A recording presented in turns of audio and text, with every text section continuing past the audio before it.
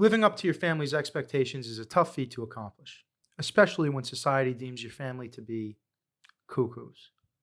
Take a trip with us back to Transylvania and witness the rebirth of that madness. A tale as old as time.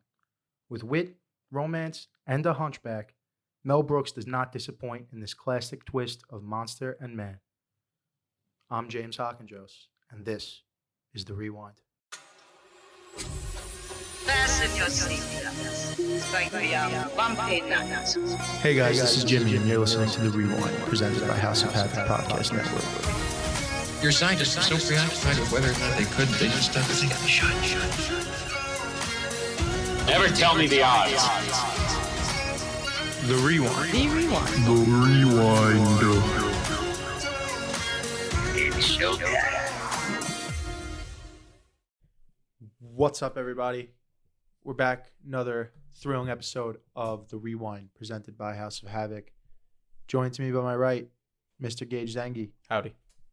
And in the producer's booth, pulling double duty tonight, Emily Short, the one and only. Yes, I'm here. Today, we will be taking a deep dive into the Mel Brooks classic, Gene Wilder, Young Frankenstein. Young Frankenstein. A favorite of mine. I remember specifically, I've been telling this story a lot lately, but I think this is the first time actually on a mic that I'm telling it, so I'm fucking telling it. I remember like when DVDs boom, like, you know, when DVDs became the thing. Yeah. Like 04, 03, around there, when it became like that, everyone had them. And I remember the first 4 DVDs that we bought when we got the DVD player in my house. And oddly enough, 2 of them are Mel Brooks, Blazing Saddles, Young Frankenstein, Saving Private Ryan. Shit, can I not remember the 4th now? What a wild lineup to grow up with. Those are the first 3. There was a 4th one. These are the 3 movies that define I would say mine's pretty my wild. cinematic taste. Yeah, I would say my childhood lineup's pretty wild too. This one's probably on my childhood lineup. Look, because I even remember, like, I had to ask my dad watching this movie if it was in black and white because of how old it was, or if that was done on purpose. And actually, that it was done on purpose, right? Yeah. This movie 74. was 74. They Yep, definitely had 1974. It's Technicolor. It's just a play on the old Frankenstein. yeah. Like It's to the just the T. whole- The opening credits in the beginning, that was not a thing by the 70s. No. Yeah. It's- They stopped doing that shit. Yeah, it's a really. We could just put this to the back when no one gives a fuck. Yeah. Yeah. They actually stopped it like end of the 60s. So it wasn't well, that I old. mean, not necessarily. The westerns was It's the coming 70s. back though now. The beginning. You'll see a lot Yes. of The opening you credits? see the indie films. Yeah, you haven't seen films with I've seen films made did the within the Lighthouse last 3 do years. I don't know. I have no idea what the Lighthouse is. Oh. I think the I'm Lighthouse. thinking of It's kind of the Lighthouse, I coming believe back did. though. The Lighthouse, I believe, did do something similar to that. I don't know if it was fully that, but it was a similar I style. can't remember the to last that. movie I saw that had like proper opening credits like that, to the point where they don't have end credits. No, it's well, they interesting, not to actually. that point. No, I'm. Well, that's what I'm saying. They didn't put end credits in until like late 60s, early 70s. Well, you so then could- by the time the 80s, The Outsiders. they had opening credits and no end credits. I don't think they had. Well, if they did, it was very minimal. Majority of that ran through the beginning when that song was playing. Mm-hmm. Yeah, I don't think there's massive credits. But you know what it is now is you can't. Studios won't let you get away with that. You have to have the end credits. It's like a thing. Yeah, I don't know So- if it's like Yeah, Disney decided it because we got to do all the fucking post credits and end credits shit. We've got to keep you by the balls. Disney well, Disney I don't started know that. if it's like That's the Disney. I don't think thing. you have to. I don't think by any means you have. No, to you do don't. that You almost for the only movie. see it with. I don't even know if it's Marvel. What are you talking about? No. I'm the talking about having mid-credit- end credits at all. I'm not talking about post. No, yeah, you don't see that really anymore. Yeah, but where they I don't think have that end you credits at could. all. I don't think that it's like illegal or against No, the rules. no. to do it. I think it's more the studio like kind of. I mean, look, pushes movie for studios- credits because Oh. they want everyone to be seen and stuff like that, and to put in the beginning of the movie, you're just adding the runtime of the audience sitting there. Well, there's Like- that. Yeah, there's that. Oh, I'm sorry. I think that there's also like when a movie ends, like an old Hitchcock movie, they just end abruptly, kind of. It's like the final kiss, and then it's like just black, or like fade out. Yeah. And it's kind of like you don't feel whole. Yeah, they do that, and it's like you don't really feel whole. Whereas with the end credits, it goes into like music, and you kind of like decompress a little bit after what you just saw, and it eases you into the real world. Am I the only psychopath? That's why I like it. Am I the only psychopath who checks the credits because there's at least one guy or girl in every movie that I'm like the whole time I'm like, who's this fucking guy? Who is this fucking guy? And then the credits come and I'm looking, I'm like, oh, that's who it is. Dude, it's almost every time I'm at the movie theater. No, it happens to me. I IMDb it right Yeah, away. I couldn't. The last I don't time like I pulling did my that phone out in was- the theater. Well, no, you do it No, after. at the credits. That same part where you will probably find it around the same time. Yeah. If we were sitting honestly. next to each other. Yeah, and I used less effort, so. Yeah, but I'll never find it that way because I probably forgot the name. Well, of the because character. I'll already know. Like, not that this is an example, but I'll already know Peggy Carter, and then I'm fucking looking. No As idea soon- what Peggy Carter looks like. As soon as I see Peggy Carter, I'm like, oh shit, it was Janis Joplin. Like, Oh, I got you. The character's name. no, yeah, I Like, said okay, not yeah. that this is an Yeah, yeah. example, but I'm just Yeah, pulling yeah. a name out. For whatever reason, Peggy Carter was in my head. And Janis Joplin. Yeah. Okay, that's fair. Well, Young Frankenstein for me like is one of the ones I grew up with. I believe my dad was actually one of the first person to show me it. He kind of like loved these old school classic comedies. Big Gene Wilder fan, big Mel Brooks fan, and you know you guys kind of touched upon this was really Wilder's homage to these classic Frankenstein films, and also Mary Shelley and her Frankenstein work and stuff like that. But yeah, it's just a classic, and it's actually rated on a lot of lists of like top comedy, top performances. And I'm stuff almost like that. positive I saw last night before we pressed play 94% on Rotten Tomatoes. Almost positive. I would believe that. Yeah, it's on like a lot. I of don't know top why. 100s. Why are they the ones that we always go to? Rotten I kind of Tomatoes. trust them more than a lot Like of them them. and Metacritic, right? Well, Rotten Tomatoes is- honestly. I guess Metacritic I don't really go after, but I agree with Rotten Tomatoes score. The three Yeah. Most of the I time. always see at the top of the search are frequently Metacritic, Rotten Tomatoes, and IGN. And IGN makes no sense why they should IGN, I even be don't- scoring movies. IGN I don't. Yeah, I It don't- makes no sense to me that IGN even scores movies. Oh. Well, Yeah. I honestly, Rotten Tomatoes I think has been around for majority of like all our time as like film watchers. Like even when we were kids, it was around. Yeah, but even like they're to the point now where you pull up Young Frankenstein on the Apple TV, and then it gives you the Play and Stars app, and right before you click the Play and Stars button, bottom right of the screen, you see the Rotten Tomatoes. Does Yeah. it give you the IMDb as well? Didn't notice. I don't know. Sometimes I it don't does. know. It depends I don't on know. It the might reviews. have. IMDb I think is too harsh. I think yeah. Everything's I a low don't- score. IMDb Yeah. is like the nose in the air of the industry. Well, because you have to have an account, like you know, like with Tiger Pack and stuff like that. We are able to add our films. Yeah. That's so like it's more the industry, I guess. So it's more like the industry's look on it. While I think Rotten Tomatoes is more of like It's like not the fan LinkedIn base, of but, the like- film industry. Oh, I see what Like, you're there's saying. no good real need Yeah. for it. But other Rotten than- Tomatoes is critics, and yeah. the other one is just But- people working in the industry. Yeah, that it's like may how the have a Oscars profile work. on there.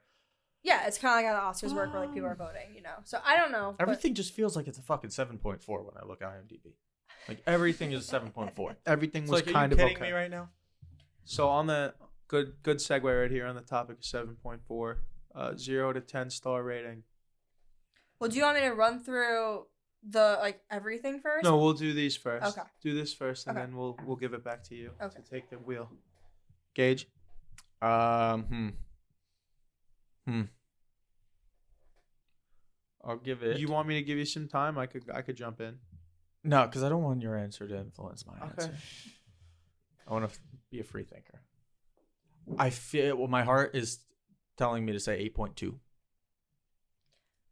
Okay. 8.2. Okay, that's fair. 8.2 is good. I mean, coming off, we just recorded our episode on Black Dynamite. Black and- Dynamite, which came and- away with an 8.7 for and- me but, as an but overall we scored film. it. We scored it as a yeah from the entertainment factor. It's like a From 10.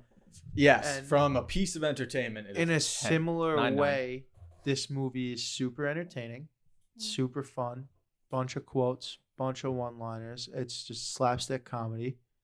You could show it like my cousin was just saying. We were talking about this over the weekend. My cousin's like 41. He's got kids that are like 12, 10, and 8.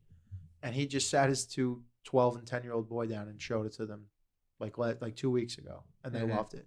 Like it's just one of those movies you could show. Oh, it holds to, water. Yeah, I Yeah, think it it's I holds. watched it timeless. today. It holds But at fucking the same time, I don't know why this was a big hot topic amongst the family. I think we might have been talking about that I was doing it. I don't know. I brought it up maybe, but my dad was talking about how much he loved it, and like how Emily said her dad showed her. My dad showed me this movie when I was a kid, obviously. And my mom was saying that like, yeah, it's like funny and it was good at the time and this and that, but like when you look at it, it's really not a good movie. I mean, And yeah. my I dad was up suppose. in arms about it. He's like, whatever, go fuck yourself. Yeah, if they made that movie today, it'd have been like, why don't you move the camera or something? Well, But- but I then that goes back to that homage because it's Yeah, I'm supposed not. to be No, like- I'm not judging it based on I that just- whatsoever. I mean, just for feel as somebody to if say that. I shoot, like I gave Black Dynamite a 7.7. That was on a first viewing. I haven't seen it more than once. I just feel like if I give this like an 8.4, there's not a lot of room. You know, like I think there's a lot of movies that I like more than Young Frankenstein. Not that I don't love it. Yeah. It's got a special place. I could just probably name 20 movies that I think are better movies overall, and that I like probably just. Well, the that's same or not fair better. because I could think of one movie right now that I like a lot more, but isn't a better movie. Like I'd Oh score it yeah, lower. I have that too. Fast and Furious. Boom. Well, that's a whole. Love. We're going to you also. That's my Oh childhood God, movie. I love No, no, Fast and you also- Furious. so like oh The first God, one. it's so When good. we were- The the first, first one's my favorite. yeah. But so when you were talking That's when it was about about heart. That heart. one. you could have whichever brew you want. So while you're talking about that, you also brought up when we were looking at movies to pick, you brought up any of the Harry Potters, and we are going to when we do franchises, we're going to do them all in one shot. There we go. So Oh, in one shot? not We're gonna have in like a one, 6 hour sit no. down? I mean, like when we do them, we're going to do all 8 Harry Potters Oh, in okay. separate shows and release them like in the same month. Okay. So Fast and Furious is another one. I don't know. We could probably stop at Fast 5. What? We- no, I say you go all the way. You want to do them all? Do we do Hobbs and Shaw too? Do we spin off? I could do without Hobbs and Shaw. I haven't even seen. I'm it. gonna- I think I fell asleep. You fell asleep, and I'm I not mean, I'll gonna talk lie. about it. It's whatever. I'm It'll sound the not same. gonna though. lie. I was into Hobbs and Shaw. What? I was into it. I liked it a lot. Well, It's entertaining, hold on. you Let me know? let me put the foot down really quick. Let's set the scene here. I think we probably popped it on at like no earlier than 11 p.m. on like a Friday or a Saturday night, Probably. and we were in bed. And like, it's not that I fell asleep because it sucked. I fell asleep because it was like a 3-hour movie almost that we started at almost 11:30 at night. Mhm. That's why I fell asleep during the movie. It's because I was shot. It's not because I fell asleep because it was bad. But I mean, I could sit out of the Hobbs and Shaw pod. You're I like mean- a child. You can't stay awake later than 11:30. Like, it's fuck. Getting tired. Yeah, you dude, gotta go to whatever. bed. I probably worked that day. Who knows? Nah, I'm I book can't. of I excuses. can't finish a movie. If it's 11 o'clock. This is or why later, then this I'm is gonna why be fine. the downfall of movie theaters with the novel coronavirus is really hitting me because I love seeing a movie in the theater. I'm Yeah. never gonna fall asleep in the theater. Oh, I'll fall asleep. the last you time saw I- me fall asleep. At The the theater. would you fall asleep at? Amazing Spider-Man and Rogue One, but I wasn't with you. For Rogue One. The most only movie that I could think of recently that I fell asleep at was Fantastic Beasts 2. And that was again, I think it was an 11:45 showing we went to. Yeah, and What that was happened like, to and that Johnny was you Depp? going to school full time. I mean, Going to school full time and working full time. Yeah. guys. What happened to What Johnny happened Depp to is Johnny Amber Depp? Heard is a fucking huge cunt, and I got no problem saying that because I'm a Whoa, nobody. whoa, hold on. First off, you gotta say that to the camera. Amber Heard, huge cunt. Yeah, honestly, Massive, dude. I, Massive cunt. I'm not gonna lie. And now who are you gonna cast as Grindelwald? Get the fuck out of here. But Amber Heard can stay in Aquaman too. I'm not gonna. Right here, Hollywood. So what? From me to you. Hold on. What? Give me the facts, Em. I'm not gonna. Yeah, the whole thing with the Johnny Depp thing is kind of like I feel is a bit of an issue because like I will not lie. I am a feminist. I'm very supportive of the Me Too movement when facts are right and stuff like that. Like but the things that are happening apparently in this case, I haven't done my full research on it, but from what I've heard is that the reason why he was fired from Warner Brothers wasn't because of the domestic dispute case or any It was of because the lawsuit with the son. Yes, because what happened was in the UK, him and Amber Heard had a lawsuit against either the Daily or the Sun, And I'm almost positive it was the son. I think it was the they, son. They used the term wife beater to describe him. That's what the lawsuit Yeah, was over? it was about just information of character or whatever it is, or whatever. Yeah, it was a defamation case. Thank you, defamation of character lawsuit, and the judge came back and said, based on the facts, you are an abusive man, and so this isn't defamation of character, so therefore your lawsuit is dismissed. Yeah. And due to that, Warner Brothers then in turn did this, but there's just a lot of convoluted evidence here. Oh, that he didn't do anything? Well, I think honestly what I think it is. There's also evidence of Amber Heard abusing well, that's him. what I was about to say. Go ahead, put it right there. This is Under the rug. this is my point. Sweep it right under the rug. This is my point. So my point is that I think they are two people that completely brought the worst in each other. That they were probably both abusive to each other, whether emotionally or physically or whatever. No one else was in the household with them, so who can really say? But I think this is a classic case of what the Me Too movement does and how he said, she said can blow up to this point. Because this is a very he said, she said type of situation. Yeah. This is not clear cut, and I do think that they're both in the wrong. I don't think either one is necessarily innocent, but I do think that, I don't think Johnny Depp's a bad person. I don't think that, I would not be shocked Why if this are was the first people time. up in arms and saying, acting as if Johnny Depp is 100% innocent and this is bullshit if it's a he said, she said thing and nobody has any because proof there or is otherwise. evidence Because there's against audio her. tape of Amber Heard threatening There's him. more evidence against threatening her. him with there's more concrete evidence against Amber Heard than Yes. there is against Johnny Depp. Yes. And Oh. the problem is that Warner Brothers fired him from Fantastic Beasts, Mhm. and Disney reported They're done with the they're done pirate. with them for Pirates of the Mhm. Caribbean. But Amber Heard is still Still slated working to for Warner star Brothers. in As Aquaman. Mira. And she's not even a good mirror. Honestly, I'm She's not a good actress. She's horrible. She's not a good actress. Not good. Put her in the Sorry. same category as who's that other idiot? Kristen Stewart. Oh, The two of them they're suck. Not good. They're not good. Keeping it moving here. I never gave a score. Young You Frankenstein. think Kristen Stewart sucks? She can't. She's like the fucking Seth Rogen of female actresses, dude. It's one shtick in every movie. Oh. Yeah, she is. She's Just definitely she's Attitude. She just bites her lip, looks she like looks- Mm. I don't know. These. That's fantastic. I think your next Halloween outfit Kristen Stewart? should be a Kristen Stewart character. You're like, dude, you're Was like a that really third of that the. That was fantastic. You're I'm like a third of the scared way at there how now. good that was. You just need more Honestly, hair I think product. the only reason If I didn't have the why headphones on, I could have got the whole Yeah. two hands stressed out. part of through me the hair. part of me feels like the only reason why you were able to get that so good is because that's how I act when I'm stressed out. No, it's because I fucking because she's in a lot of movies that I like. One That too. specifically, I love Adventureland, Yeah, you do like despite that the one. fact that she's the lead and terrible in it. She's horrible in it. Horrendous. She's The in horrendous Adventureland. actress. No, I never. saw Adventureland, that. great Oh. shitty movie. But Well, anyway, let's keep so it moving. what's your I'm score? scoring it an 8.1. Okay. Final answer. I'd probably give it like a 7.6. 7.6. Yeah. Yeah. Gets tough on it. All right. Yeah. I'm tough on movies though. I'm Yeah, I'm it's the decent. IMDb of three of us, I guess. And No, I'm, your and I'm movie's IGN, trash. baby. Your I'm movie- IGN. Yeah, you just Here's the specialize score. in We got video- no reason. Yeah, I like video games, but this movie seems alright. Where are we at right now? Runtime. Should we take a quick break? We're at 18 minutes. Yeah, we'll take a quick So, break. okay, we'll take a Come back with Emily steering the ship. Okay. Hey, buddy. How's it going? You remember the good old days, growing up, being a kid, going to middle school, not having a job? Mm-hmm. You had some stuff you had to do, right?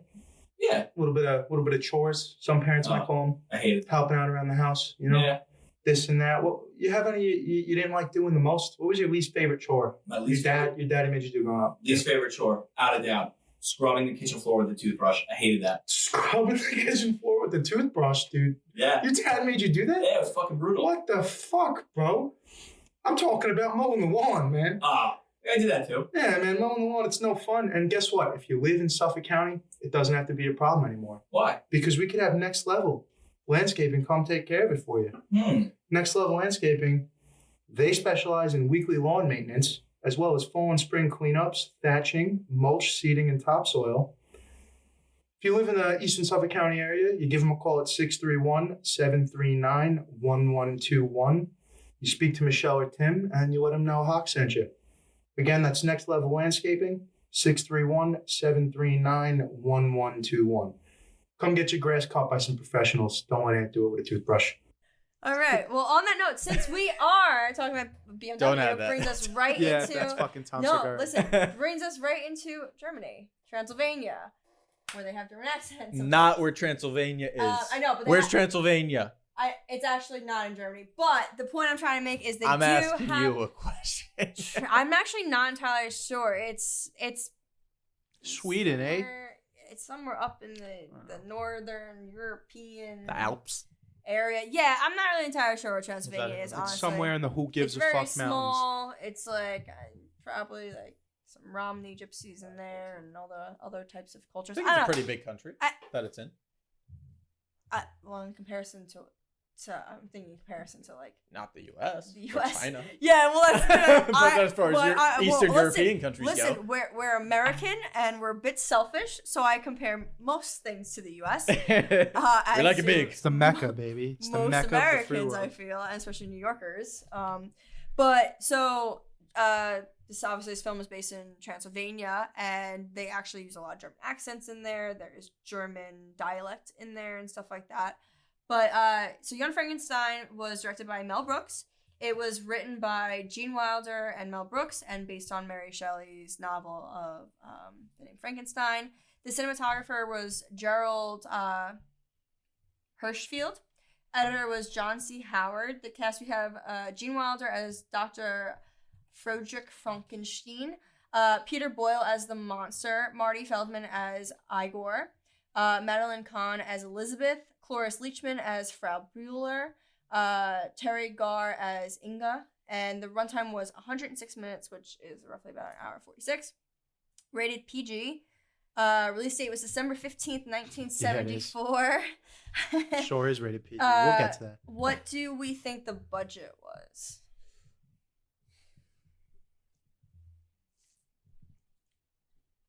$7 million. No.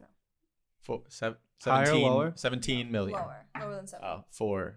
Whoa, Chief. Sorry. Big boss man. Calm down. 3.79 million. Oh my god. It was 2.8, which was an estimate. It was somewhere between 2.3. 2.8. two You're low-budget telling films. me They said somewhere this between. costs less than Black Dynamite? It was also 1970. Yeah, it's also I 30 don't- years older than Black I don't Dynamite. know if 25 years So older. by inflation, this costs a shit ton more. I don't know if this than Black includes Dynamite. inflation, if I'm going to be honest with you. I doubt it by does. inflation, Oh, I doubt it. by Um, inflation, this is like more than double what Black Dynamite Yeah. cost. Yeah. Can I we mean, look at the inflated number on that? Yeah, just Google inflation. Yeah. 1974 was the year. The box office. Want to guess the box office? Worldwide? It had a regular international release. Hmm?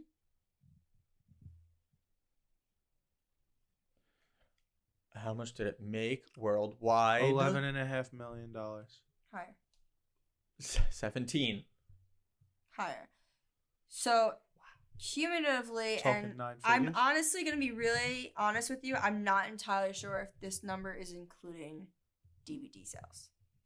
That Because would make all of the sense. it's a but very high number. But, you know, I mean, 1974, maybe it's not.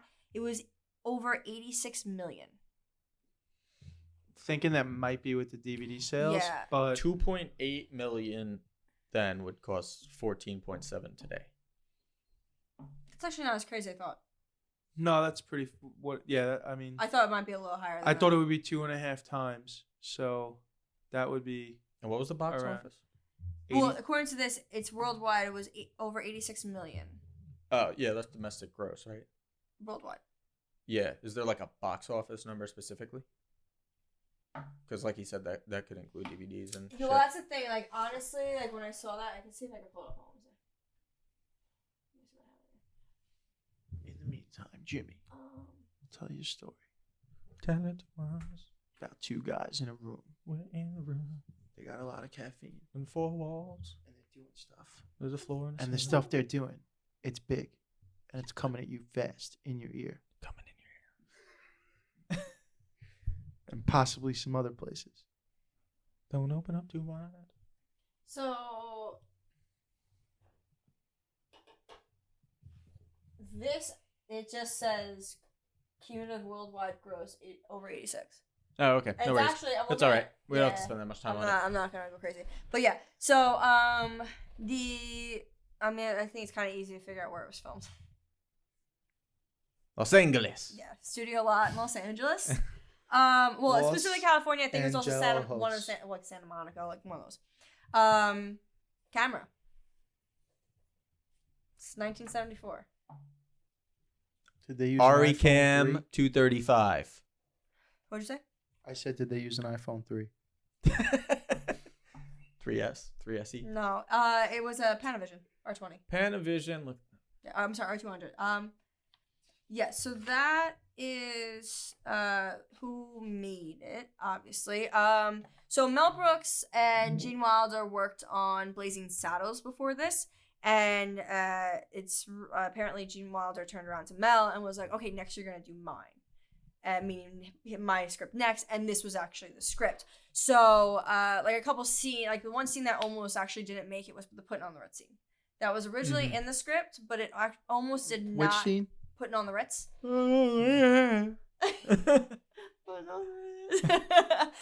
Yeah, that almost didn't make it because Mel thought it was ridiculous.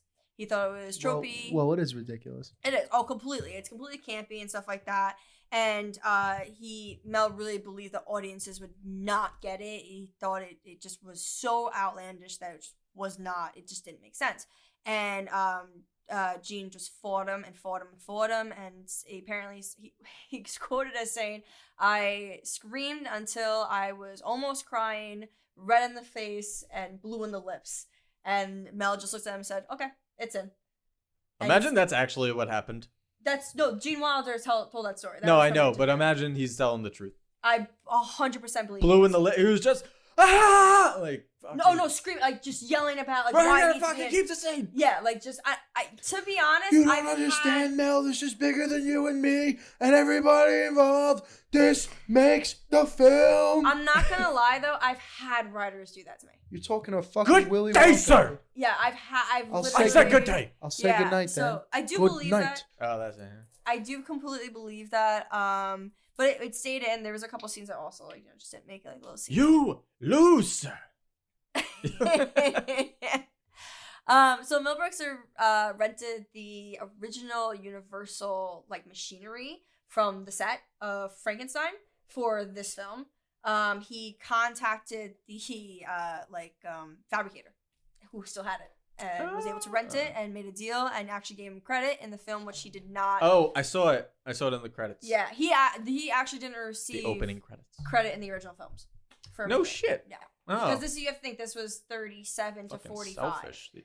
Yeah, the 4 or 5 films came out 37 to 45. So, different times back then. Also, in all those years, the wardrobe was more risque than it was in 1974. Because in 1974, they had like wardrobe things that had to be in place. You couldn't have hems over this under this length, and Instead of the Wild West that was early film. Yeah. So there was a couple things there. So Mel actually said, "I want as much cleavage as is allowed on the girls." Good call. Like specifically Inga. Well, for boobs. that reason. Points for Mel. Points for yeah. boobs. Mel's a boob man. 2 boobs. I give that decision 2 boobs.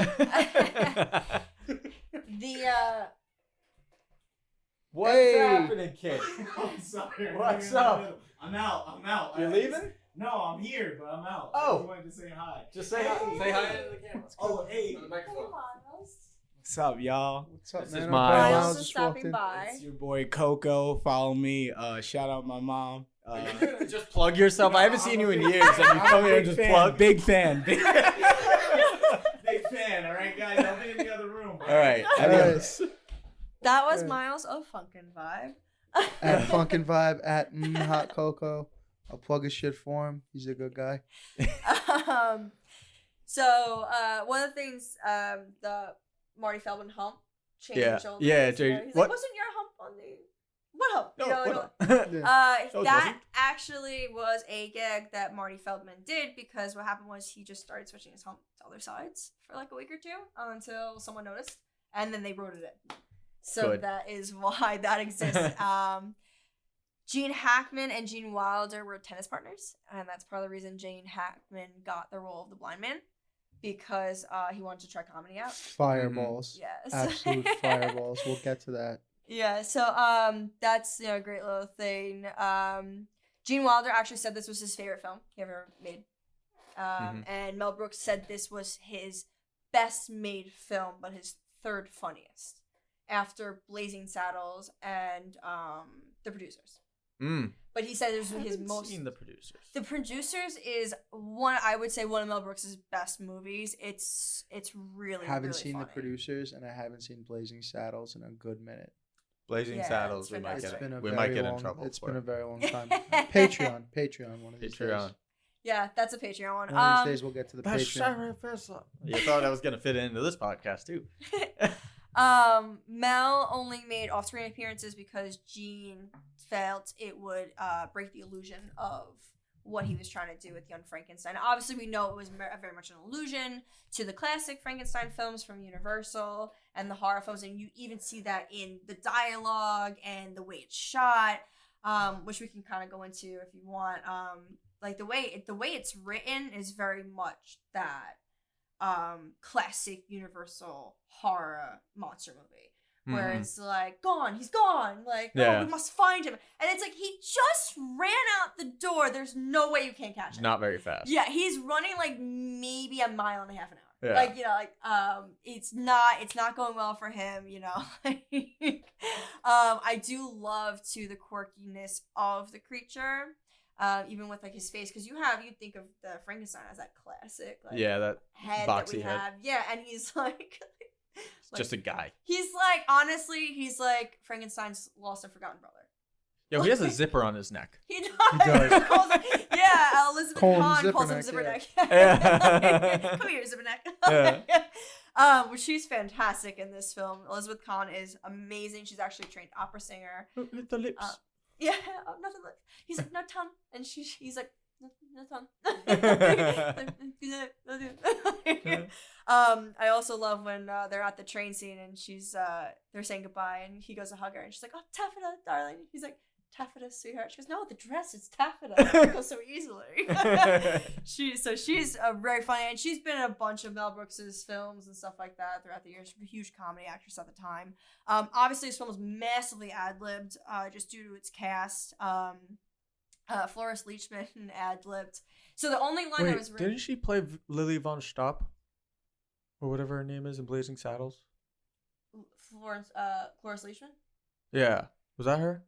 Yes. Yeah, I'm trying to remember who that exactly was, but yeah, I think That's the stage girl she who's was like, I'm tired. Yeah, Tired yes. of playing the game. Yeah, that's her. Yeah. That's her. She's great. She plays Frau Bruler, and she's fantastic. She ad-libbed the warm milk. Ovaltine. Oh, Yeah. Yo, her timing on that scene is so good. She just Ovaltine. Yep, it's fit. So the only Slowly one- turns, doesn't look at him in the eyes. Yeah, and then he's like, no, and she's like, I'll Oh, say she's- goodnight then. I'll say goodnight then. Good night. night. she's like, and she like Yeah. walks over the painting, and she's like, good night, So- my sweet. She's fantastic. Great shot of her in the mirror. Oh yeah. This has a lot of great classic shots that are just like you know exactly what's going on. I think one of the best scenes. Just so like that 70s on the nose Yeah. because we're working with what we got in 1974. Our last film was a 2000s movie set to portray a 70s movie, and this was a 70s movie set to portray a 30s movie. Yeah, 30s, 40s, it's yeah. 30s, 40s, somewhere around there. Because you have to think Frankenstein took place in 1887, I want to say, and it's supposed to be his grandfather. So you'd have to say, you could say like 30s, 40s-ish. I'd probably say 30s. What was I'd the probably first say- movie with sound? Really? That What? was like They don't teach you that in No. freshman year of, No, of no, that fucking No, I'm trying to movie school. 20s. think. Yeah, but with like actual dialogue synced to it. It was the thing with the train. Well, you have to No, think that's angels. music. Angels with Oh, 30. shut up. Angels with 30 faces with 38 in the head sound. So I'm gonna pass gas. I'm. I forget. Yeah. Oh my god. I fucking said it. Sounded like a burp. Who stepped on that? That bug? was a bass. Anyway. Yo, are you able to look up something real quick while we're not in the flow of something right now? Because I'm trying to pull it up on my phone, but it's not coming up. It's the video of. It's on YouTube, just the classroom. No, I can't pull up YouTube because I'm recording onto this, so I can't really do that right now. Don't got the dual screen action yet. Yeah, well, I don't have another producer. One of right these now, days, so. this closet will turn into a legitimate production booth. but- All right, we're shit. very off topic. So anyway, let go. me get back to it. Oh, got fucking it? word. Yeah. All right. We don't even need audio for it. I'll just show you. But it's in the classroom when he's breaking down like the parts of the brain. Mm-hmm. Oh yeah. Like where he's drawing. To the mic. Oh, it doesn't. You don't need to hear it. You see what he's drawing there?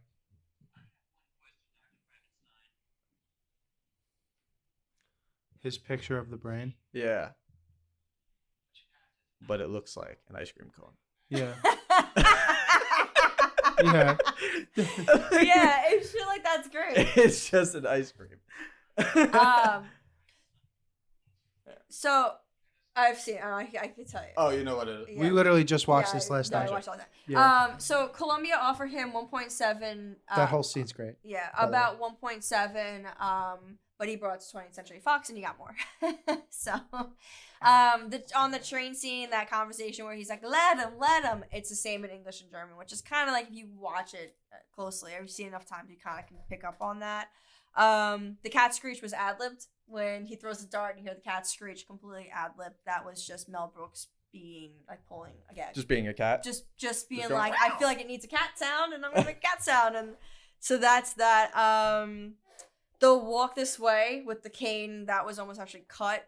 Mel thought it was a little ridiculous, and then in the screen test audience found it hysterical, so he kept it the same with putting on the Reds. Well, hold on. Let me cut you off real quick. Yeah. This is what you said last night, and we're not positive. You'd read this somewhere. We're not. This is half-assed internet research. We're not really positive if there's truth to this, but allegedly, the Stones. Oh no, not the Stones. Aerosmith. Not the Stones. Aerosmith took a recording break from a long, grueling day to go see Young Frankenstein, and then the next day they wrote "Walk This Way." Or like short. Yeah, That's the way the rumor. story goes. That's if you the feel like rumor. shooting me down, get at Steven me. Tyler, if you could please confirm this, just email hello Walk at this way. the rewindpodcast.com. Let us know if this is true, if you could remember. So the original version was actually twice as long, and Mel and Gene hated it, and so they went back in and sliced it down significantly because they realized for every joke that worked, there was 2 to 3 that didn't work. So they ended up cutting a lot of things out to make it what it was, and it ends up being that they loved this version of the film. That's fun. The movie itself is almost a little too long. Yeah. So that's It is long. to think of it being twice as long as it is. Like it's almost a little too long for the kind of movie it is. Yeah, it's definitely a long movie. Like you could definitely still slice 10 off of the last 45. You could find 10 minutes you could cut off of the last 45 minutes of that movie. Yeah, you could trim down a lot. I mean, honestly, like, arguably, you don't necessarily need the whole scene. Like, even though the scene with Gene Hackman's great and the scene with the little girl is great, like, you could cut that stuff out, but it shows the humanity in the monster in a way. It does that, but they're kind of written like sketches. Yeah. And I wish Yeah, they it's were like more. a series of bits. I wish they were. I don't know. I didn't think that the bits were that good. I thought as scenes it made sense to the movie, but I don't know. I there think was a the better way jokes to that do hit it. the best in the movie are the wordplay, the puns, What knockers. That and fucking Igor's reactions, man. Oh, His Igor's face is fantastic. perfect. He steals the show, in So my good. opinion. Marty Feldman's just incredible, and his delivery on everything is fantastic. Even to like the point of when he's like, "Flip the last switch," he's like, "Not the last switch." You know, it's like these great moments, or like when he's standing there. And Even it's like, when he's not talking. when he's not delivering lines, he's still the best guy on camera. Yo, when he 100%. like goes and bites Elizabeth's scarf Oh, it's so and just goes way too far with it.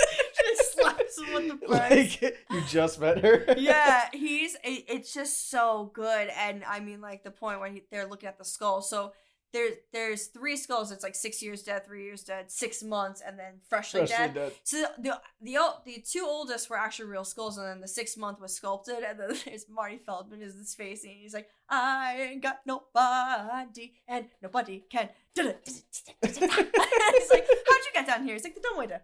It's great. It's so good, you know. I heard the music, and so I came down. Yeah, I heard the music, so I came on down. Like, you know, it's the one-liners in this are great, and I would probably say one of the best scenes, I don't know if you guys agree, is the first time we see Gene Wilder on screen when he's teaching. That whole bit between him and Danny Goldman is just so Danny good. Goldman, the kid? That's the student, yeah. Who has some great accusational facial expressions. Yeah. He's like, Yeah, it's just so but didn't good. you love your father very much? And by But that, isn't you're it- not even a little bit interested in his studies. But what about your grandfather's work, sir? Yeah, My like, are you a grandfather's lawyer? work was doo-doo. My grandfather was a cuckoo. Oh, I actually literally wrote down that Yo, line because it's fantastic. So which one? The kook?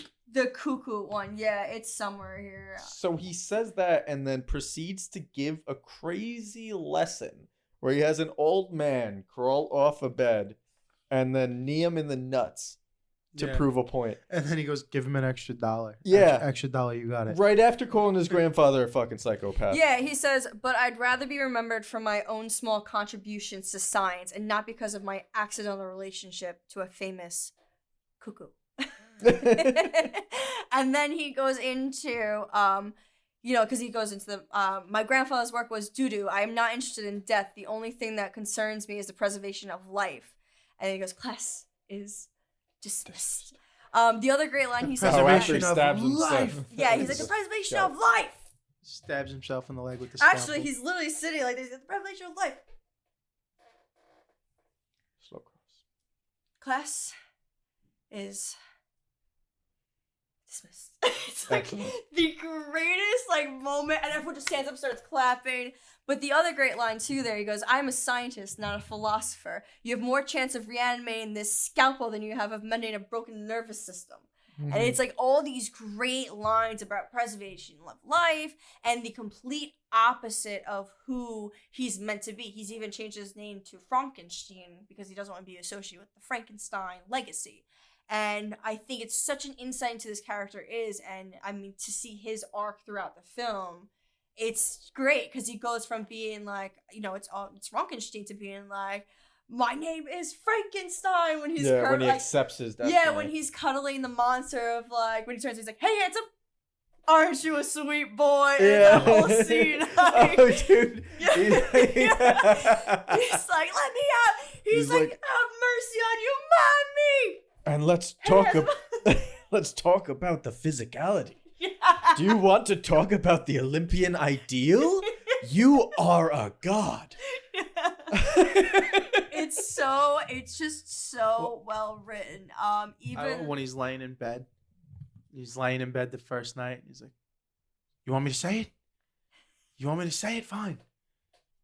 Destiny! Destiny! No escaping. That's for me. Destiny! Destiny!" that's one of the best lines. It's from being, because he says his entire what we've known so far about him, and I'm not a Frankenstein, don't give me that, I don't believe in fate. Yeah. And he's saying all these things, and it's like, I won't say it. All right, you win. I give. I'll say it. And it's just, destiny. And it's just this whole thing. And that's his whole character arc right there. And yeah, you really do see it, because then what happens is he wakes up and he then discovers, hears the music and discovers. Finds the book. I guess finds the he has a library. deeper arc than that because he becomes quite selfless at the end. Yeah, he does. He's all about his own studies, and I'm not taking on my name, and then he takes on his name, but he still wants all the credit for bringing life back, and then and then at the end with the at the end, he monster, risks his own life. yeah, and they even say that too. It's like, are you, you're risking both your lives, and he's like, I know. Or it's like, are you willing to risk both your lives? And he's like, yes, or something like that. And it shows that, like, it honestly shows humility in him and his love for his creation, and that like motherly love. I think I do say it's probably one of Mel Brooks' best. It's just so well done. I mean, there are issues with it, obviously, like you said. It does fall into a bit of a sketchy type of feel. But that was also kind of comedy at that time a little bit. No, I'm down with the sketches. I just thought it was not. It's like slapstick I don't know. comedy. I thought maybe it's like a lot of slapstick physical shit. 100%. Even with the whole Abby Normal scene. Excellent. Promise you won't be mad. Yeah. Promise you won't be angry. I will not be angry. And then he goes, he's Abby something. Abby Normal. Are you telling me I put an abnormal brain in a 7.5 foot tall, 54-inch wide gorilla? Strangling him. The other great thing too is, like, damn your eyes, too late. Yeah. But it is. It's just a great movie. I would say also one of the really good lines too is the after the life doesn't come to the monster, and he's just like standing there, and he's like, "Be of good cheer. If science teaches us anything, it's to teach us to accept our failures as well as our successes with quiet dignity and grace." And he just walks away and turns around. He's like, "Son of a bitch, bastard! I'll get you for this. Why did you do this to me? No, stop, doctor! You're going to kill him." Yeah, and then Igor breaks the fourth wall and goes, quiet grace and dignity, right? I think one of the best parts of that too is the end where he's like, "I don't want to live. I do not want to live." It's just Mama. Oh my god, that particular. He's like, "Mama." It's just slapstick classic humor, and even when the monster turns around, all of a sudden has a brain. It's like, it has like, a calmed brain, and he's not this crazy monster anymore, and he has this like long speech, and also the inspector turns around, he's like, well, this changes Like, things. well, that was a completely different scenario.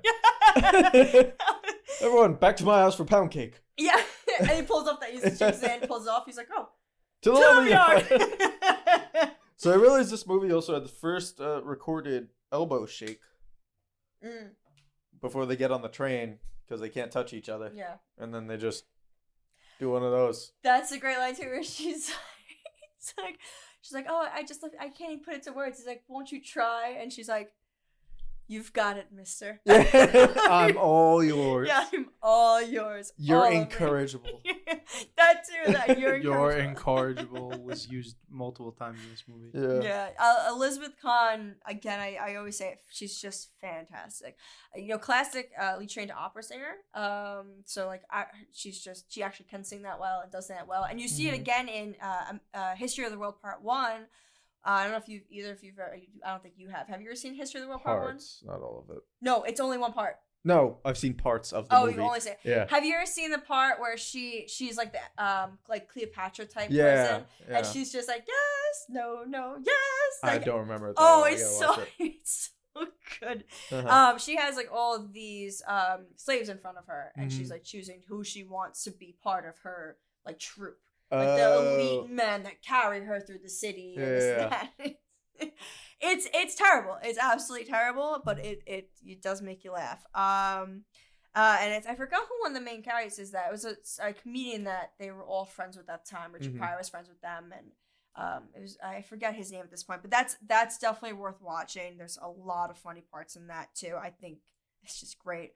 But I don't know. We kind of went through a lot. There's actually not a lot to it. It's kind of straightforward. It's a very simple film. I mean, they get on a train from from America to Europe. Yeah, that I noticed. Switch trains. There's a smoking sign on the American train, and then once he's on the next train, it's a Rauchen sign, which means smoking in German. Yes. Yeah. It's great. I mean, attention to detail. It's just so good. I mean, honestly, too, like it's the little things, and that's, I think, kind of what you guys were talking about in Black Dynamite, where it's these little like things, like it's a different actor when you switch back, or it's like the same explosion for two different things that happen, and it's go ahead. Speaking of Black Dynamite, there's another unlit thing in this movie too. The candelabra. Not yeah, lit. right. Yeah, like good it's point. yeah, that's funny too. When she's like just walking with the unlit candle. I think it's It's almost just every silliness. shot it's not lit. Anytime she has that candle, Yeah, I think and it's she lit. says, "Stay near the Yeah, path she's is watch out. treacherous. Stay near the candle." Yeah, she does say it too. It's interesting too that every time like her name is said, like the horse. Yeah, the noise horse thing, stuff, and then yeah. then Igor pops his head back in and just says, "What's the last name?" Bueller. Bueller. Yeah. Just goes Bueller. The fucking horse. Oh, Lucan? Buchen. Frau Buchen. Oh right, yeah. Frau, yeah. Yeah, it's just it's great. I mean, I don't know if you want to go into the war. Well, we'll take one more break. Okay, If you're good, Yeah, I'm good. Gage. Yeah. All right, we're gonna come back and do the awards. Are you ready to experience the dark and macabre? Look no further than Tiger Pack Productions. Tiger Pack Productions, independent film company by our friends Emily and Vincent. They started back in 2018. They've done a few short films, The Attack and Flora's Daughter. Award-winning at dozens of festivals. This company's on the rise. They're just getting started. So why don't you guys give them a follow on their Instagram and Facebook at Tiger Pack Productions, and go to their website, www.tigerpackproductions.com, and see their entire catalog of products and what they offer. They're really cool people. You should check them out. All right, guys, and we are back. I'm gonna bring us in with the Oscars and Golden Globes, which there actually were for this movie. So no wins, but Oscars, they were nominated for Best Adapted Screenplay and Best Sound, who was Richard Portman, and I'm not sure who else it was, but I think it was another person. And then for Golden Globes, Cloris Leachman was actually nominated for Best Actress, and she's in less time than the Best Supporting Actress nom for Golden Globes, who is Madeline Kahn. So even then, things were screwy with the fucking awards. Always and forever, baby. Always. The Like, Academy. Call this an adaptation. I mean, it is. no, It it's is. it's an adaptation. I know it is. It's just Yeah, because you know what it is? It's an adaptation. Yeah, it's based on a world of Yeah, a thing. that's Yeah. what it is. Yeah, it's that because actually, even the excerpts, like when he's reading from his grandfather's journal, and you have like that voiceover, Yeah. that's actually paraphrases of Mary Shelley's work, from Frankenstein, and I forgot what the other one was, but there was another one of her works that they actually paraphrased that so it's completely within that world. They even say like when they're in the town, like the council or whatever, and he's like the past 5 times, like it's a nod to the past Frankenstein stuff and whatever with Brian Frankenstein and Son of Frankenstein. So I guess let's start with best performance. Gene, Wilder, Big Genie. Marty Feldman. Marty Feldman. Ooh. I actually argue Peter Boyle. The Peter creature. Boyle is The creature. Mm. The monster. Okay, this is my argument. I think that any time you have an actor who has a completely non-verbal role and is able to portray what Peter Boyle was able to portray. I mean, he's able to portray like literal emotion, like of crying, and the character you feel most for is the monster. Especially when he's standing there in the chains. He's just like all defeated, and it's like, oh my god, that's so heartbreaking. And he's non-verbal for pretty much the entire film up until the last 15 minutes. And I think that's to me why I would say he has the best performance, because it's fantastic. He's no word said except putting on the Ritz. I think Gene is so easy at dancing with other actors. And so like his meeting with Igor, and it's Frederick Frankenstein. Frankenstein. Well, shouldn't it be Frederick? No, it's Frederick. Well, shouldn't it be Frederick? Why would it be Frederick? It's Frederick. Frederick Frankenstein. But it's Frederick Frankenstein.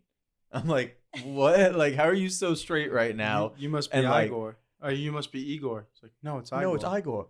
They told He's me it was Well, Igor. they told me it was Igor. Well, Well, they're they wrong. were wrong. Yeah, he's Igor not was- like he's not playing it like he's frustrated or annoyed or thinks Igor's dumb. He's just like, no, that's just how it is. It's not. It's Frederick. He even does that with Cloris Leachman in the bedroom when she's like, El Doctor Frankenstein. He's like, Gene. And like they both just do it. It's I actually what I read was he broke the most. He was the reason there was the most takes because he couldn't keep straight. Yeah, what are you gonna say? Well, what I was gonna say about Gene Wilder is he wrote it. Yes. Right. Yeah. No, I know that. I wasn't. I'm like, so he wrote this. He wrote the whole movie. He wrote the whole script. He wrote the part that he knew he was going to play. Yeah. And I always kind of make the music reference to Kanye. Kanye makes his own beats. That's why he became a famous rapper. Yeah. Because he made the beats that he was going to rap on, so he tailored it to what he was good at. Yeah. So that's kind of where other actors get the role written as is, and if it gets changed, it might get things will get worse. Yeah. But he wrote from the absolute birth of writing this movie. He knew that he was playing that character. Yeah. So I take that takes a little points away from the acting for me, because you're tailoring the whole thing. You're going to play it. You're writing it for yourself to play. Yeah, but there's so many actors. You who gave have done Michael that. J. White Tons an of them. easy. Tons of them. You gave Michael J. White an easy Best Actor, Yeah, and he did the same thing. yeah. I mean, Rocky. Rocky. Yeah, and Stallone would have never been a famous actor if he didn't write Rocky. It's very true, but he. I'm knew not that. saying that same claim for Wilder. Yeah, you're right. I just think that Marty Feldman delivers the best performance in this movie. I would say if I wasn't gonna say Peter Boyle, it would be Marty Feldman, and then I'd probably say Elizabeth. I'm not. He's nosing it out. Marty Feldman's nosing it out. It's not like it's a walk away. He's walking away with the award here. It's very close. Yeah. Great performance by Gene Wilder as well. I think it's Marty Feldman. That's fair. So his eyes are like that. They're just Yes. Yeah. he doesn't He do can- something I to think make he him can extra. Pop them out more. Okay. I think they're naturally like he will. I think he's past at this point. Yeah, he's dead. Yeah, I think they naturally like he had the I forgot what it was like the lazy eye, but I think he was able to like bulge them out a little bit. But he's just great. He's just so good, honestly. So heat check. Who do we think heat check is? The student in the beginning. Danny Goldman. I think it's either got to be Gene Hackman or the Constable. Would you say the constable's in it too much? I don't think so. Oh. But here, think about it this way: Gene Hackman has one scene, and the student has one scene, while the constable has like 5 or 6.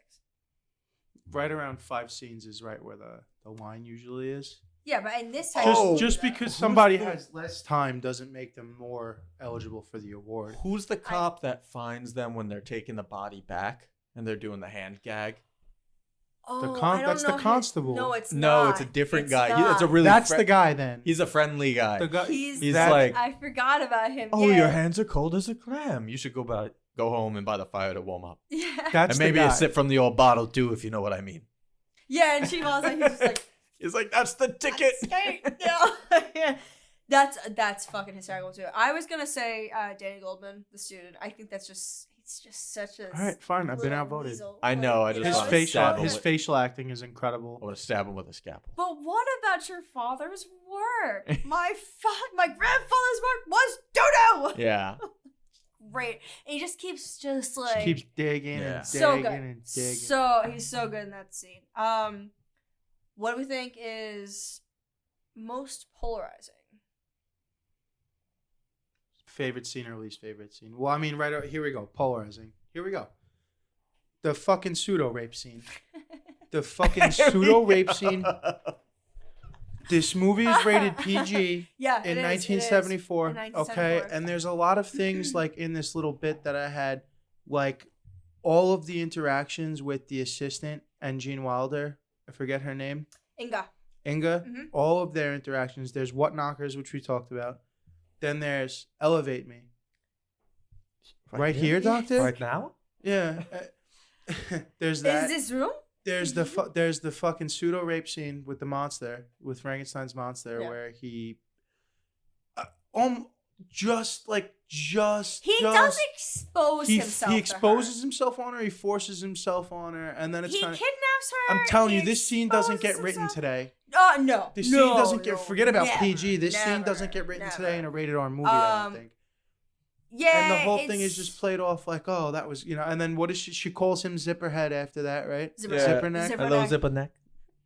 So Um, that's my vote. For you want to talk about polarizing? It's a raping. Yeah, I mean that's fair. I mean you also do have the moment where when he first meets Inga, they're going into the thing. And she's like, "Would you like a roll in the hay?" He's like, "Excuse me?" Yeah, there you go. Rolls, I couldn't rolls, roll in the hay. I couldn't think of the other ones, but I just watching it last night. I'm like, this is before the scene with the monster. And Oh, that's in what's the his- very beginning. No. I'm saying to Oh. myself, thinking last night about it being rated. I double checked to make sure it was rated PG on my phone while we were watching it last night, and I couldn't think of more of them. But there's at least 5 sexual innuendos between Inga and Gene Wilder throughout the movie. There's the What Knockers, there's Elevate Me, there's Roll, Roll, Roll in the Hay. There's at least 2 more things, or just looks, body language things. The whole thing is like very risque Yeah, I for mean a children's movie. that's okay. So here's the thing. platform. But here's the thing we have to step back from. We have to understand that it wasn't. It's 1974. Yeah, there Different wasn't time. PG-13 at the time. I don't know when PG-13 came out, but I knew it wasn't then. So you had that line of, well, it's not R. It's not even close to R.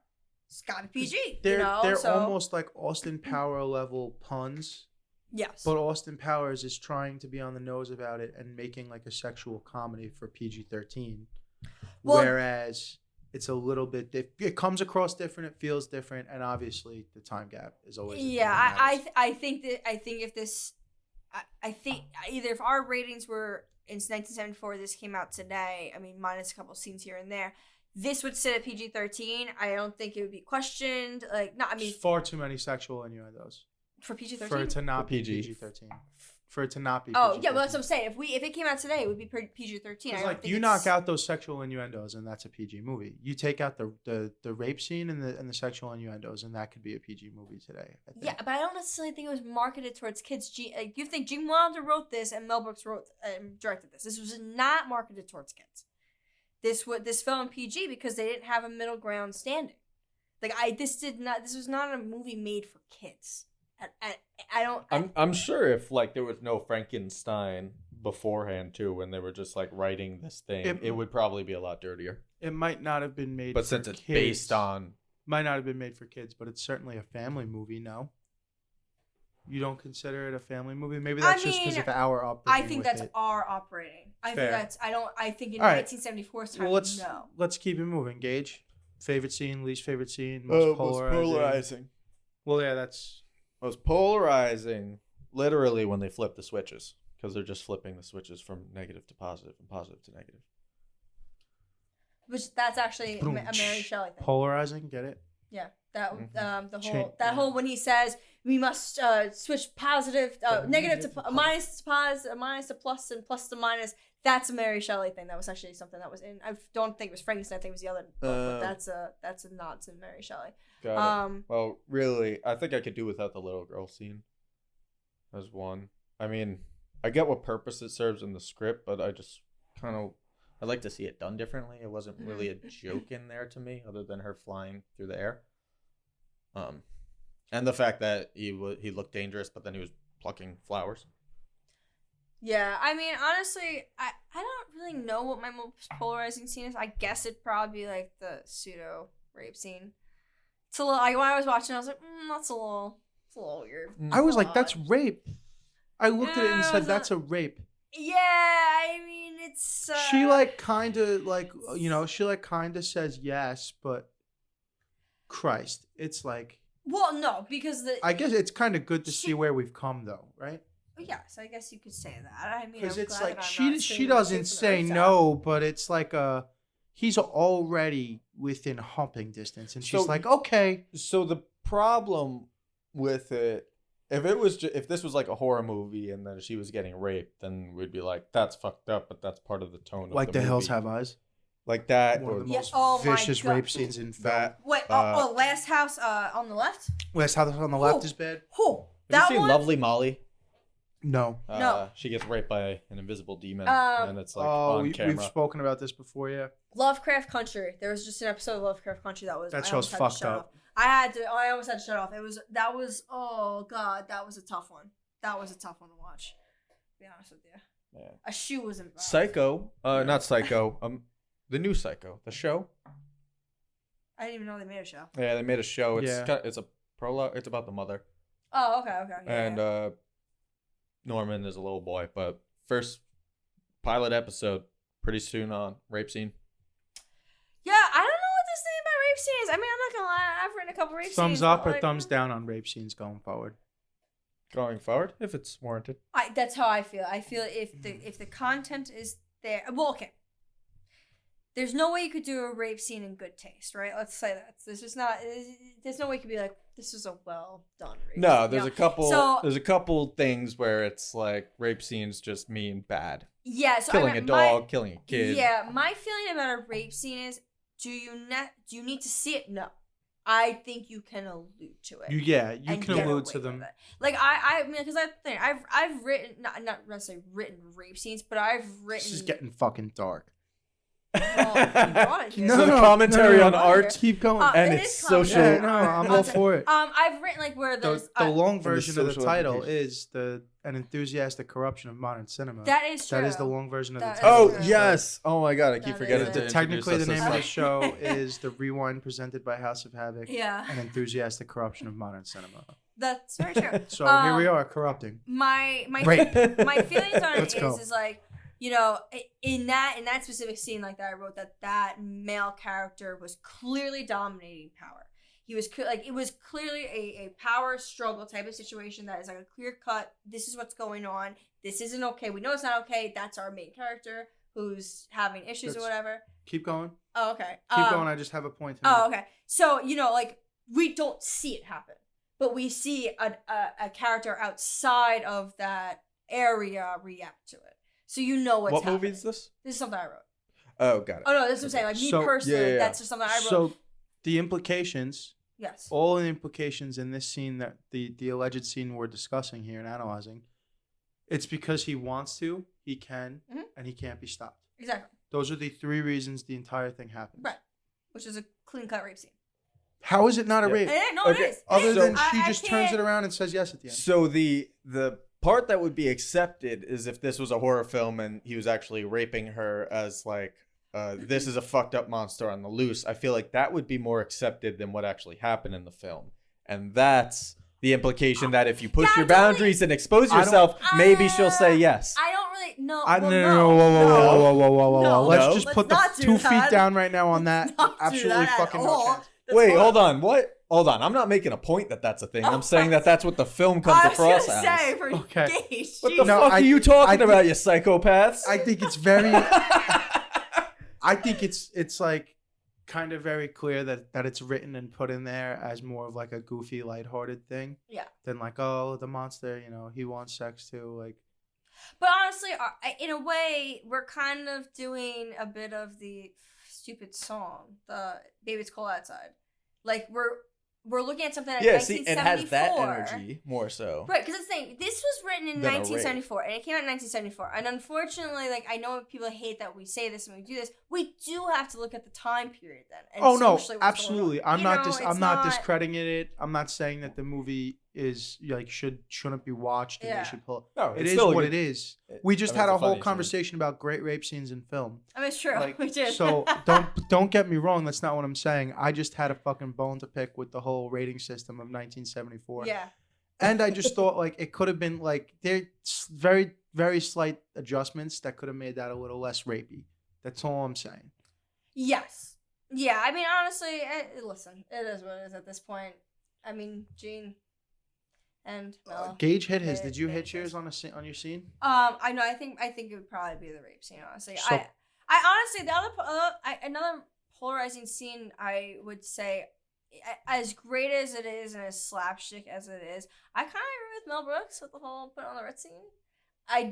I get it. I mean, it is a good way to show the monster's abilities, but like, it's very, very. I made it a point to judge that scene today when I watched it, and I laughed. And so I thumbs up. laugh every When time. they're dancing? Yeah. I laugh Yeah. every time. So thumbs up. Girl Yeah. scene. Didn't You laugh. laugh every time, then it doesn't. Then you're wrong. Then No, I'm looking at it from like, if I got that script handed to me, I'd probably question it too. Then like- you're on the losing side. Listen. I've lost over before. here in this I've side of the lost studio, before. we like to be on the winning side. Yeah. Glizzy gang. Listen, we take our losses like we take our wins with grace and dignity. And this is brought to you by Brought to you by the Parlez-Vous podcast at Parlez-Vous Pod IG. But what were most quotable and best scene? That's our last one. most quotable Or best scene. moment. Quotable moment or scene, yeah. Yeah. I'll be honest, that's the most polarizing though, real quick. I really struggle with that category. I honestly hate that category. Because it's hard for me. It's really polarizing doesn't necessarily have to be it. You can just either, when I said polarizing, what I mean is when you say something like a polarizing topic is things that people either love or hate. So realistically going forward, like the way we did it in Black Dynamite was either the best scene or the worst scene. You either pick a scene that you really love or a scene that you really hate and then explain why.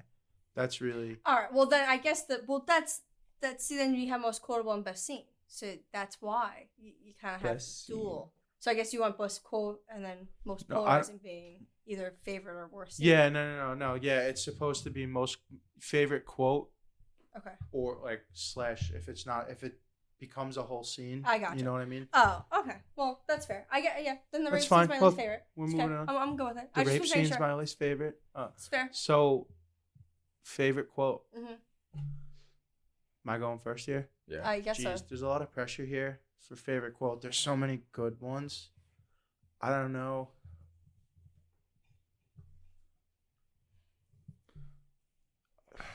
Their wolf. Yeah, their wolf. Their wolf is great. Their wolf. What? Their castle. Why are you talking like that? I thought you wanted to. No, I don't. Oh. Well, suit yourself. I'm easy. Yeah, I'm easy. I do think one of the best is just anything that comes from Marty Feldman. Anything that comes out of his mouth. Yeah, I think damn your eyes pure. too late. That's Or constantly I could take said. care of that hump for you. What hump? That's great. Or Yeah. Okay, I could switch my best actor. I could switch to Marty Feldman. It's like, didn't that used to be over there? Yeah, I hump mean, thing, like, there's just so even just the like no, not the switch. Like but it's yeah, so no, good. Not the last switch. Like for no reason. Yeah, it's like out of nowhere. I think you it's know? Like got they to just went over the play. I think for me, it's got to be because I'll always be the number one quote I associate with this movie is Destiny, Destiny. Yeah. My funny story about that, my dad, when I lived with him, he used to literally slam open my door and just look at me. And like, I forgot what the leading line is into it. Like, I know he'd be like, say it. Like, okay, I'll say it. And it didn't matter what time of day it was. I could be standing up, like, doing my hair with a curling iron, put the curling iron down, get into my bed and do the whole thing. It's just like, that's one of my favorite scenes ever. Destiny, you know? Destiny, It's so no good. escaping, that's for me. Destiny, Destiny. I think probably one of my favorite lines is the whole beginning. The whole Classroom scene. The whole classroom scene is Whole classroom just scene's so amazing. Sets the tone good. well. It lets you know what It you're getting really into for the does. next 90 minutes or so. Yeah, it's just so good. I mean, his acting's phenomenal. This portrayal of like this hotshot doctor and like who he is and like it's just great. It's And just it's so like good. you could take that scene and you could just take that scene and use it to pitch and pitch the movie. And whoever you show the scene to is going to know what the whole movie's going to be about. They're going to know what they're getting. And you're probably winning the pitch. And honestly, this is a scene I would if I was teaching like screenwriting or like anything. This is a classic scene I would show to be like, this is what we talk about when we say set your audience into the world. Oh, like what's your initial expose like? How do you Yeah. drop some exposition and let them know what's going on? Yeah, like how like it's that show not tell. It's a clear and they're telling you hard. I know, but in a way that Wasn't your doesn't- grandfather Dr. Frankenstein? Right, but the thing is that we've all been in class and had a fucking kid like that. You know, it's believable. That's something like that's believable. Honestly, in film school, I've been sitting in classes where someone turned around and be like, honestly, she'll kill me if I tell the story, but the classic was I had a professor who dated Robert Durst. So when Jinx came out, I was in college, and literally one of my classmates turned around and was like, I heard a rumor that you knew Robert Durst. And she literally just like put her glasses down and was like, I'm going to assume you're all watching The Jinx, right? And we're all like sitting at like edge of our seats like, how do you know Robert Durst? Like this crazy guy who killed his neighbor and lived as a woman and the whole thing with his wife disappearing. It's a crazy story. I don't know if you know. I don't know. I have no idea. Did you never what watch this The movie Jinx? is. Yeah. Okay, The Jinx came out about like Her 2000. professor narrowly avoided being serial killed. Pretty much. So so what happened is... What, is The Jinx a documentary? Yes. Oh. So The Jinx is a documentary about... I'm going to go real quick into this. The Jinx is a documentary about Robert Durst, who was son of a mogul in New York City. Fatality. Long story short, he had a wife who disappeared, and no one found any trace of her. No one ever knew what happened. He was friends with this woman named Susan Berman, who was a writer, and her dad had connections to the mob, who was friends with my professor. So when Susan Berman was getting married to, I don't know his first name, but we called him Mr. Mister because his last name was Mister. So Mr. Mister. And my professor was Robert Durst's date to Susan Berman's wedding. And Robert Durst actually walked Susan Berman down the aisle. And she said that he was fucking crazy. She literally said that they were driving down in LA and what's that main highway? Santa Monica, whatever it is. The Santa Monica Boulevard. One of the crazy main highways. Rodeo. Rodeo Drive. That's the one. That's the rich person. It was Rodeo Drive. Unless you mean Sunset Boulevard. That's a big or one. maybe it was Sunset. That's like it could have been Sunset. Left to right. It could have been Sunset, and we have to think too. This is like probably in the late 70s, early 80s. They're apparently driving down Sunset, and he pulled over randomly just to pee in the middle of the fucking road. He would call like his housekeeper who was watching his dog and say, "Can you put him on?" and just bark to the dog, like weird things like that. She swore like it was like weird, and apparently it's long distance. She was like involved in the groundlings and stuff like that, and he was living East Coast, so she was in LA and stuff. But yeah, that's so stuff like that. Like I feel like happens. So I think that's to me why it's very much a tell, but it's a tell in a way that is very realistic, and it's also massively a comedy. So this is the type of stuff we expect in comedies. Like it's I think it's one of the best scenes. And I think it's one of the best, most well-written scenes too. What do you feel, Gage? About that scene in general? No, just about your favorite scene. I mean, you could talk about that scene. I think we talked about it a little bit, so. I almost think my favorite scene might just be the bookshelf scene. Mostly because I picture it in fucking... I don't even picture it in that movie when I think about it. I think about it in Big Daddy. And it's just like... Oh, yeah, I don't even... Like, when they're watching it? Yeah, they're watching it on the couch. Yeah. I could go into that movie, too. That's a great one, too. We could do a whole Adam Sandler month. Should we just roll into that right now?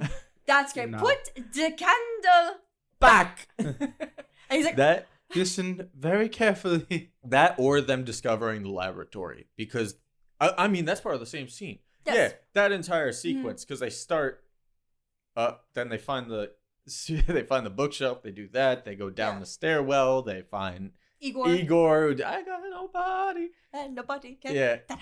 I heard the music. I came down the dumbwaiter. I had a hunch. Looks at the camera. Yeah. The fourth wall breaks, too. Yeah. The fourth wall breaks by Igor are amazing. Yeah, that's classic too, where he's like, I think we're in a music room.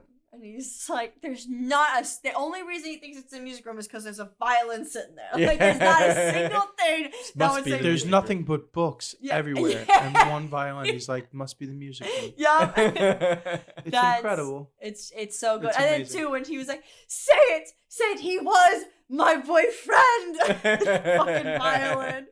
He's got a sick brain. He's not sick. He's beautiful. So good. But I mean. Oh, that violin as she's playing is just yes. And just hitting the chorus. Say it. But that's Young Frankenstein. So that's all we got. Any last thoughts before we close out?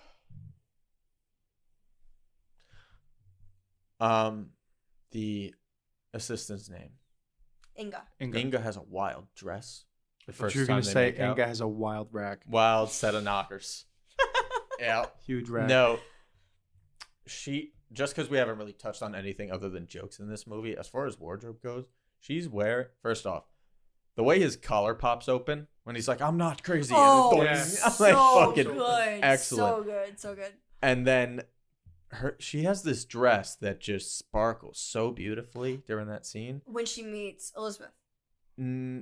Yes. Yes, Yeah, but yeah, Yeah. you really notice it when they like start kissing for the first time, I think. You know, it's funny. I noticed it first when she met Elizabeth. 'Cause Oh. she's just standing there next to Jean, and Marty Feldman's down the steps, and she just looks stunning. Yeah, it's she's just beautiful. glowing. It's she's awesome. beautiful. I mean, she's just a beautiful woman. Mhm. I mean, Elizabeth Kahn is beautiful too, and her wardrobes are fantastic. That whole She just the drives me mink. crazy in that movie. Well, that's her role. She just though. drives me up. That's the her wall. role. But that mink with the like turban and stuff when she first comes Yeah. and stuff, she's it's just great. And the whole hair when they're back, I guess, in America, and he's reading the paper, and she comes out, she's got the hair, she's like, duh. Yeah. She's great. She's so funny. But yeah, I mean, that's a great movie. So my Yeah. final thoughts on it. Definitely worth the watch if you have not. If you seen haven't it. seen this movie, first of all, how old are you? It's true. And where have you fucking been? Thanks for listening to Young Frankenstein on the Rewind by House of Frankenstein. Havoc. Froderick. Young Frankenstein, the Rewind, House of Havoc. Thanks for stopping by. San Good night. Diego.